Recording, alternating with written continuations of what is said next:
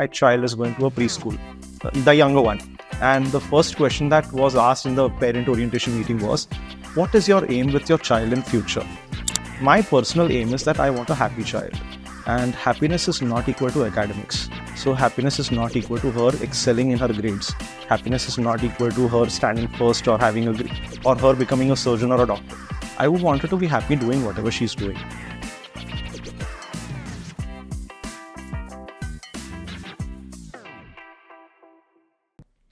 Hello everyone, and we are ready with the next JBCN Talks. I'm Devika Chatterjee. I'm the Director Principal at JBCN. And I have with me my learners. And we have a special guest today, one of our parent members. I am often asked, what is it that we will talk about during these podcasts? And I don't know the answer to that because I often think that we as parents and teachers are bringing up children. And our job is to talk to children about anything and everything. Because we want them to know what life looks like from our perspective. And we want to understand from our learners what it is that they are looking at when they see into the future, because they are the closest to the future. And they have a better understanding of what they need. So today's conversation is going to be very, very interesting. And I would first ask our learners to introduce themselves and our parent also to introduce himself. Then we can start our chat. Oh, okay. So, hi, I'm Vivan Chawla. I'm in the A2 level of the school. And honestly, I saw the other podcast and people talking about how things you like. I like building things. And that's a really general thing, but I do like building things. I like building things I'm passionate about. I like building things that I can't achieve. And that's a in and out of school both. That's all. Hi everyone, I'm Almira Raule and I'm currently studying in A2 as well. And well, what I'm passionate about is I don't have anything specific since I like to call myself an all-rounder. I just like to be active and try different things, and it's just fun like that. Yeah. Hi, I'm Dr. Akash Shingada. I'm a practicing nephrologist, Chief of Transplant Services at Namaha. My first child is in grade 1 and the second child is soon joining school. And I'm glad to be here. I'm glad to have this conversation and seeing what future holds for my kids also. So it's good to be here. Wow. Thank you. Very nice to meet all of you once again. I was speaking to Dr. Chawla and he mentioned that he's a nephrologist, of course, but he has a concern. He finds that in our country, there is a dearth of organ donators. You were talking about organ donation. Would you like to talk about that a little more? Because we're a school that believes that there is a community that we are a part of, and anything and everything that is for the good of the community needs to become a part of what we talk about. I'm so glad you brought this up today. I did not know this is where we would have a conversation moving forward because but it's great to have this beginning because you introduced them to me before the podcast as change makers, as future change makers. So this is, I hope, where we can bring the change from. So just giving a brief outline of what organ donation is like in our country. We have two types of donors. Living donors, somebody from the family coming forward and donating their organs out of their love and wish to a ailing family member, for example, a kidney patient. And you have deceased donors, donors, organs donated from cadavers. These are brain dead patients in the ICU with all the other organs functional. The family expresses wish to donate the organs. So what happens is because of, cultural restrictions and, poor health in the family also, usually the onus of donating the organs ends up being on the family, which is one of the biggest challenges that we face in treating our patients. Whereas, there are so many accidents, so many people who reach brain death, but and the relatives and the patients are offered a chance to continue life even after death. But because of lack of awareness, because of misconceptions about religion, they end up refusing. And our country probably has one of the most dismal rates of deceased donor, donations in the world. So that's something which hopefully if we start at ground level, at grassroots level, at your level, where you can teach your parents or where in future you can understand this concept and God forbid if there is any such occasion which ends up in your family, you can probably bring about a change in the mindset of the people who are close to you and help continue life even afterwards. My question to Vivan, you are in the A2 and you are a change maker, because I know that you have worked on many, many different aspects of your academic curriculum in different ways. Why do you think you are a change maker? We have acknowledged you as a change maker. Do you think you're a change maker? At smaller scale, yes. I'm not sure. Change maker might be a bigger, larger term, which obviously change is relative.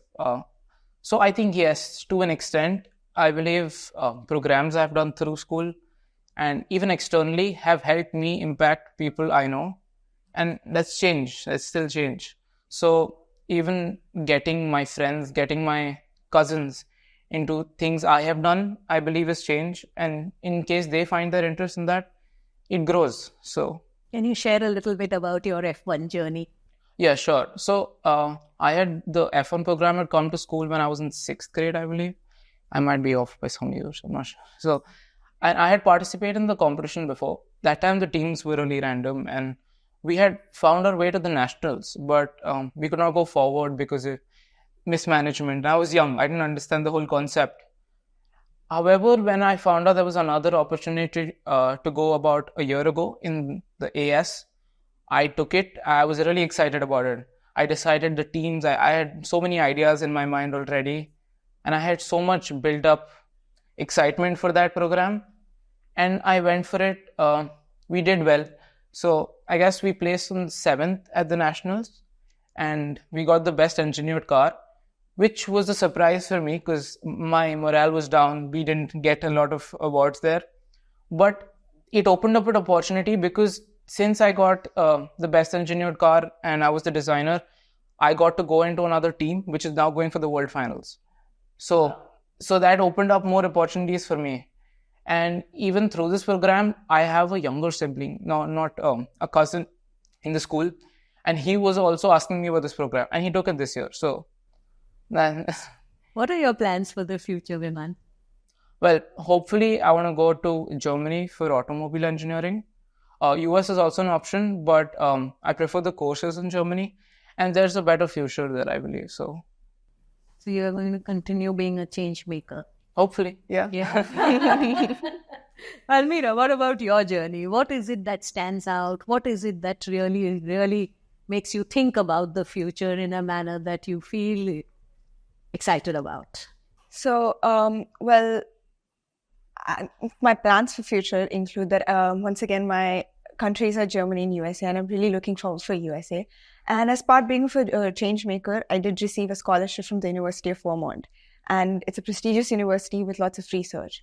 And research is what I'm really, really interested in. And I believe research can make significant changes in the future. So what is your area of research? It's biotechnology, genetic, and I'm really interested in all that. And since Doctor had brought about the topic of organ donation. And he's also been one of the parents who offered internship for our learners. Yes, I did have an internship at another hospital, and the topic genuinely intrigued me. We have studied about it in our textbooks, but not in as much as depth from you. And gaining a perspective from your side was definitely eye-opening thing. Coming back to my future, getting into research, I do have certain areas in mind that I want to touch upon, which do include, come under genetic behavior, like, all the diseases that are caused, genetic diseases, if you could, have any alterations, and, research, deep research into that. That's what I plan to pursue in the future and hopefully try to resolve. Wow, best wishes for both of you from all of us, parents and sounds very teachers. Exciting, and it's much needed also. So, hey, can I give a perspective on this term, change maker? Yes, please. So this is something which, there was another doctor. You may have heard of Pritish Punjabi. We were having a conversation one day. So he was sharing this study that he had read about. There's a book called "Barking Up the Wrong Tree" by Eric Barker. Yeah. So he shared this study there of 81 valedictorians who passed out of Boston College. In 1981, from 1981, then they followed them up for 15-20 years. They found that all these valedictorians were doing very good in life. They were in good jobs, they were earning well, but none of them featured in the Forbes 400 list. In fact, they found out that a lot of people who were in Forbes 400 were college dropouts. So basically, what that tells us is indirectly that the traditional schooling system, not talking about JBCN, but the traditional schooling system focused more on promoting or developing rule followers. Yeah. Okay. So the reward system, first, second, third, rankers were rewarded. So we created a generation of generalists. And whereas in real life, it's usually people who go off the beaten path, who work with obsession, with passion, and do something which is not routinely done. They end up making a mark and they're rewarded by the routine life. Yeah. So that's something which I hope the school would promote. And I think it is doing by, by bringing about all the exposures and all these programs, by helping them try and go off the beaten path also, rather than just following a set, book of rules. So rather than promoting rule followers, I think it's a great way. I love this conversation. And even though I say it in front of my learners, I keep telling people behind your back, all rules are guidelines. All rules are guidelines. Yeah. If they break a few rules, we have to figure out what it is that is needed rather than making them follow the trodden path. Yeah. And I'm glad that as a parent of the school, you're a true JBCNite at heart. I'm glad to be. So that's why we connected. No, I told you that it was as if the way we spoke about school was, the way we were gaga about JBCN. We are still, for that matter. I told you the other day. Yeah. And so for everybody else, I just want to tell you, we've had a disagreement. And then during the disagreement, not really a disagreement, there was a problem that was sorted. Yeah. And during the disagreement, he said something. I used to say nice things about JBCN, and I had to ask him today, do you still say nice things about JBCN? Always nice things. And there's always, that's how all relationships in life are, right? You can't always agree on everything. And it's like you said, that it's always important to have a conversation and a communication so that... And also to find a way of disagreeing respectfully. Yeah, absolutely. Because respectful disagreement is the path to progress. We can't all agree with everything that each one says, and then nobody will go anywhere. There will be no next step. Absolutely. Yeah. So that's wonderful. I have to ask you something. Do you think in the world of AI of the future, you will still need schools? And I'm asking this from the perspective of a person who believes in schools. A little bit of the tradition, a little bit of the modern, and a little bit of the future, all rolled into one, because schools, like everything, are living organisms. Correct. I don't believe schools are institutions. We are living and growing organisms, and we need to evolve, and we do evolve from time to time. There is this whole focus on academic excellence, and in our country especially, when you can get good results if you join the best tuition classes. Do you still need schools? Do you think that schools will still be a part of our future? I definitely do think school will be part of the future, since one thing you asked about was AI and if AI will take over schools. I completely disagree with that. Reason being, online school, when we had during pandemic, definitely there was teaching going on academics, but we just missed the classroom environment, the feeling of being with friends, being with teachers, having that physical conversations and teaching. And it was school experience is a whole new experience. And that's why, as my parents always say, you're living a school life. That's like, live your life to the fullest. It's school. And so physical school just has this own feel to it, I would say, and their own experience. And I don't want the future generation to be missing this experience. And so, in my opinion, there should be schools. And I don't think so anything is going to take over of course, experience. Yeah. That's because you've been exposed to schools, then you had COVID, and then you were re-exposed to schools. What if you have a generation who's never been exposed to school, who's just on online classes and who never had an experience to go to school? For them, that would be the normal. So just a thought. I also hope that schools won't go out of fashion. And I hope schools do remain, because ultimately it's not just academics that we're talking about. We're talking about a complete holistic development. So I hope schools do exist, but just giving you perspective that we're talking about a generation who may never have been exposed to physical classrooms. Yeah, but I feel that situation is too far away. And I don't think we'll get there, because as humans, we need social connect. We can't remain having one class a day and that's all you connect with people. I like coming to school. I enjoy coming to school with my friends, talking about things that are not related to academics. But also there are subjects, and that's a part of learning. Even other things like sports, I've gotten it through school. So I think it's more about how you connect with people, the faculty too. I could not learn looking at, I guess, a robot teaching me, let's say AI. There's no connect.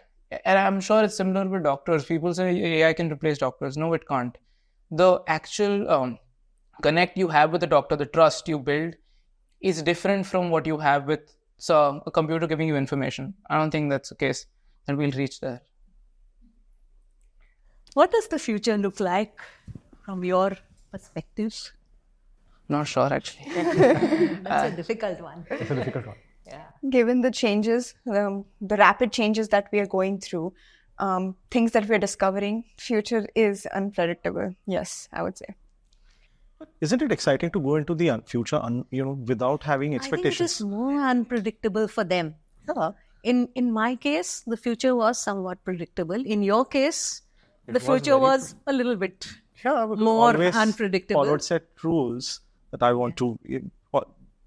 I've always had a great academic life. So for me, it was known that I'll do this, do that. But again, I'm not saying that's a good thing, because there was no holistic development, or rather, the only development that occurred in my life was academic development. Nobody kind of taught us how to have a work-life balance. Nobody taught us that, okay, play is important, off time is important. A lot of people in our generation, your generation also, probably are just focused on working. There's no concept of, having an off time. So that's something which I hope children of our children or the future generation do understand, that, it's not just about career, success, aggression, work, achievements. You need to have, you need to party also. I hope my kids don't see this podcast and use this against me in future. But moderately, yes, you should have fun. Like you said, you had fun doing what you were doing, building things. So that's something which is very important, that you need to have fun doing what you're doing right now. That's wonderful. That is such a wonderful, fresh perspective from a parent and also from the learners. As far as the school is concerned, I hope we survive AI. We are doing everything possible to ensure that we become friends with AI. Yeah. And use those resources in our classrooms as much as possible. I am personally extremely excited. However, when I have to write back to so many people, I really feel thankful that I had some assistance from an intelligence. Yes, it is. What do you think about integrity and academic honesty in the times of artificial intelligence? That is a tough question. It's not an easy question to answer. Yeah, I think it's very important to understand where and where not to use AI, because obviously there are repercussions to it. Right now we were working on an IPQ research paper. I was very tempted to use AI because it makes it so much easier putting your information down. However, for things that are, so I'm not very skilled at, let's say, putting my information onto paper. I can think about it. I can maybe put keywords, which AI does really well. I think for some papers which do not require not being AI or not 100% being AI, what I can do, it gives me the ability to put information that I have in my mind, and for it pretty much puts it in a better manner, which I could not have portrayed myself because I'm not really good at communication. Even this is something new for me. I've never done something like this. So there are a lot of research papers which come from smaller places, smaller countries, not getting the full attention because of poor language that is used. And actually, what should be promoted is data and true research. So if AI helps us present them in a better manner, I think that would be the right middle path, for originality as well as use of AI. But there's going to be a lot of moral policing involved there, and a lot of it will be dependent on just use of it. So I don't know how it's going to pan out in the future. We'll have to see how things go. But then it's not a complete no that you can't use AI to write papers. You definitely, like he said, some people may not be good with language. There are so many people who've come out from vernacular mediums who are very good researchers, who are very good academicians. But just because they can't put on paper the words that need to be put in a research paper, they end up publishing less. So AI may help us circumvent that. Definitely. So yeah, if we use it in a good manner, we'll be able to I agree. do a lot of good. Well, speaking about AI, I'm also writing a research paper on AI versus doctors, actually. And it's a huge topic. We've been writing since 4 months, and there's a lot of perspectives involved. And definitely, we were seeing if AI could replace doctors. And according to what we have found so far, it's not true. AI cannot. I feel like AI cannot. According to data we have gathered, AI won't completely replace doctors. Yes, there might be certain aspects in which AI might be used, and even when it comes to paper, we do use AI for data analysis because we feel that AI would be do the work better than us, and that we would get improved results that can basically help us develop our own research paper and share perspectives to the world, improve perspectives. And so, as I go back to what I said previously, there should be proper balance of academics and AI. To help you in your paper, medicine is 70% public relations, 30% medicine. That's what practice involves. So out of 100 things that I do in a day, 70% of it is public relations. So I just try to kind of, calm the patient down and presenting the information in a certain manner so that they don't panic and they don't take the hospital on their head. So and it's good to know that we are moving forward with a lot of focus on the human element, whether it is in the field of medicine or any other. I think about our EduCreative attributes because in JBCN we have a set of these 10. The ones I like the best, we have what is known as equanimity. And I see a lot of it in the present generation, especially children who have moved to the next level of teenageship. So in grade 7 and 8, they are still struggling with becoming teenagers. But by the time they are in grade 9, 10, and definitely in the A-levels, they are a lot more thoughtful, a lot more mature than generations that came before you all. Absolutely. I think that is a result of a lot of reflection, a lot of good teaching and parenting, so we can pat our backs on that. And also this fact that the next generation is always better than the previous one. That is the hope for all mankind and for all humanity, that we know that we are moving in the right direction when we talk to you. There is one thought that I would want to share with you. I have always wondered, do we have enough conversations about moral values?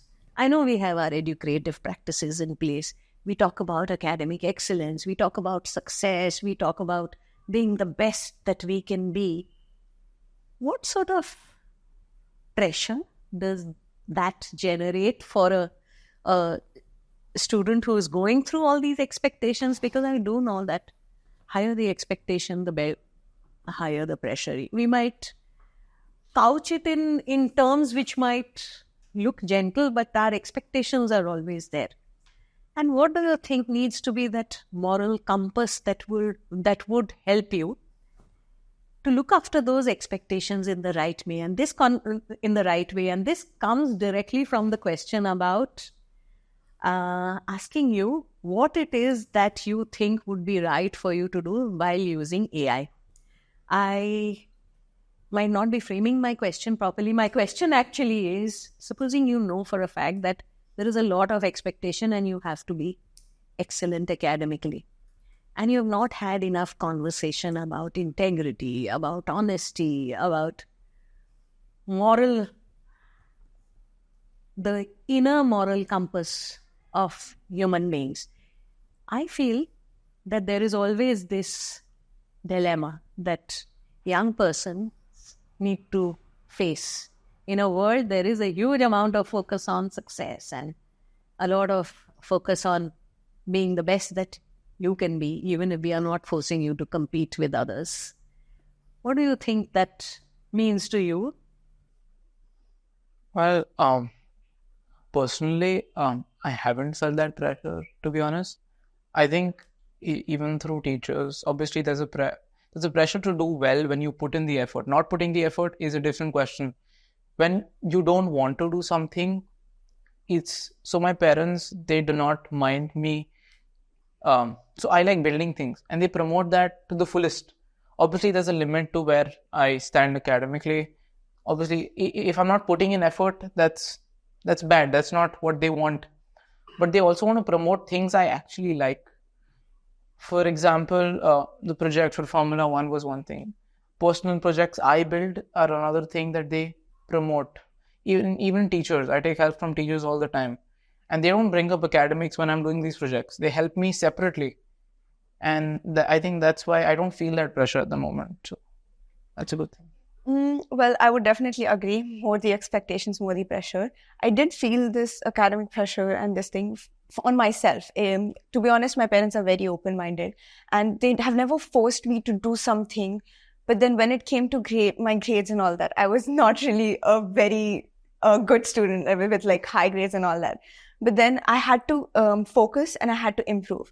And my parents did help me come and focus on come to that one path and focus on my academics. So there was certain amounts of pressure put, but once again, to make some efforts, as he correctly said, if you don't put in any efforts, it's not gonna work. It's of no use.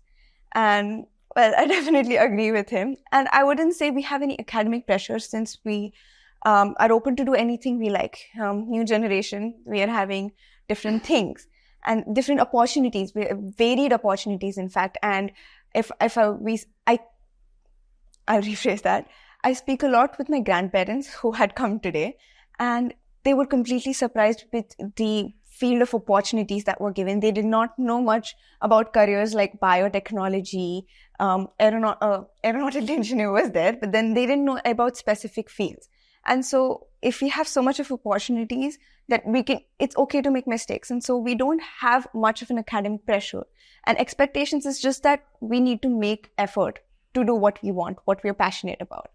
And that's what parents are promoting. JBCN has been promoting for a long time, giving me all these opportunities. So that's so refreshing to hear that you're growing up in an environment which is so much offloaded. I mean, there is no pressure, whereas we've come from an environment of, or rather a traditional schooling system where there was a lot of pressure on academics.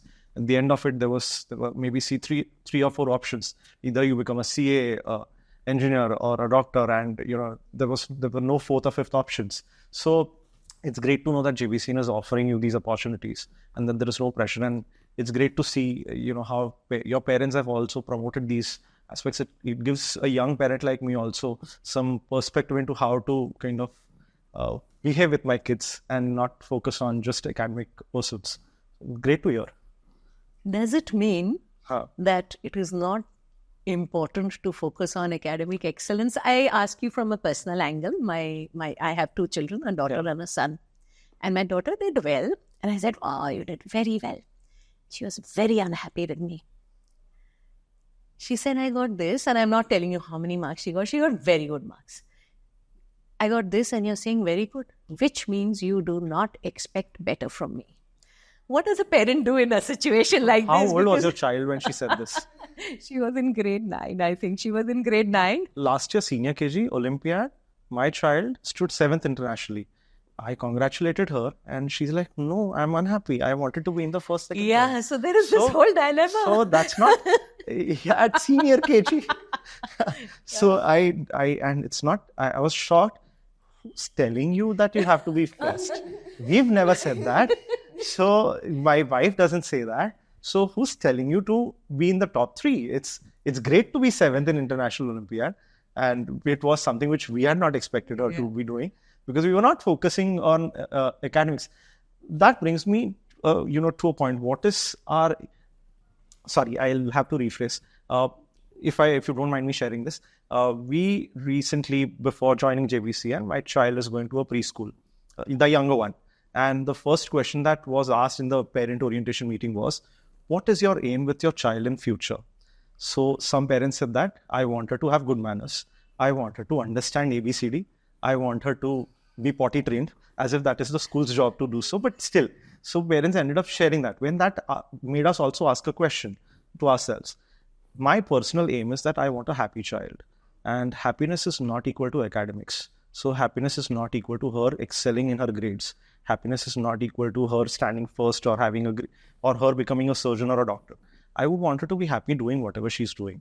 And at the same time, she should have friends. She should have some sort of emotional intelligence in the sense that she should not need external validation or external gratification and all. So want a balanced growth and development of a child. So I'm okay with her not being academically excellent, though it would be, there would be brownie points for it. Sure, I would be personally extremely happy if she does well, but I won't tell her to be, or I won't teach her to be unhappy if she doesn't do great in her academics. At least that's what I think feel. that is the balance that we try to strive for. We want to focus on high achievement. At the same time, we have to talk about what it means like to deal with failure. What is it that you do? I have this favorite story. I'm sure you've heard about this. During the Olympics, the person who was very happy was, of course, the one who won the gold medal. Yeah. And the one who got the bronze medal was also very happy. At least I came up and I stood and I got a medal. The one who was supremely unhappy was the one who came second. Because for that person, it was not good enough. Because he could have got the gold medal, but he did not. And then the other person who was supremely unhappy was the one who came fourth. Because all those others got to step up on that winner's podium and they got the medals. In schools, we often struggle with that. In our classrooms, we have 30 children. We want to push the ones who are at a certain level of learning, because we want them to push themselves, and we know that they might be at a 5, but they are ready to move on to the 6. Correct. And then we have to balance the ones who we think need a little more time, a little more attention, maybe a little more gentle pressure rather than any focus on academic excellence. And then there are those who need a lot of help, and we are ready to provide that help. In my case, I find that the teachers continuously look for that balance. What do you feel comes to you from your teachers and your parents? Do you think that you need a little more focus on high achievement? Or do you think you want your parents and teachers to be laid back and say, okay, you're fine with what you're doing? And do you think that will stop you from doing your best because there is no expectation? I mean, I think there has to be good cop, bad cop. There has to be a balance. Maybe mom is shouting at me and then dad is consoling me at the back. So there has to be balance, obviously. I believe teachers, obviously, because it's their duty to help us academically, must help us in that way. But I think also I found a lot of support from my teachers in external things that are not academics, and they don't put that pressure at all. I don't feel that pressure. Even though they tell me when I have to improve, they tell me when I should improve, they help me improve. But they do not involve academics with things I'm doing externally. Like if I bring up an idea I have, they never said, first do your homework. They listen to that idea, they help me with it, and then maybe in class they might tell me to do my homework, obviously. I would definitely agree with him. Even like I would share a specific experience, my maths teacher. So even though if I was, having a hard time with maths, she helped me a lot. She did not say you're good where you are. She asked me what are my areas that I'm struggling at. She helped me improve it. She also arranged extra classes to sit with me, and she never forced me to do this, do that, do this continuously. She herself sat with me, helped me with it, and same applies to my mother. They both had a conversation during a PTM, and they collectively helped me improve my grade and improve in everything, and they have never forced me. And so I'm really close with my maths teacher as well, and I love the whole experience of the teachers. And it's not only the maths teacher, actually, it's all the teachers who always look for continuous improvement in every student and put in much effort that is required, individual effort, which is specific to every student. And I really love that about JBCN, and that has been there since junior KG, actually, since the start, I would say. Wow, this conversation can go on and on. But I think we need to come to an end of it. And I am so glad that we are ending on the note of balance. Yes. Where we look at high achievement, at the same time we balance well-being, we balance mindfulness, and we look at a very bright future, I think. It's exciting to be here, and it's so refreshing. Like I told you, I'm still early in the journey for JBCN, or my kids are still early in the journey. And it's great that, to see that we've chosen the right thing, because if this is what the future looks like, then we probably... The future is very, very bright. Very, very bright, absolutely. So And it was great to have that conversation with you guys. So wonderful to be here. Thank you. Thank you. Thank you very much. Thank you. Thank you.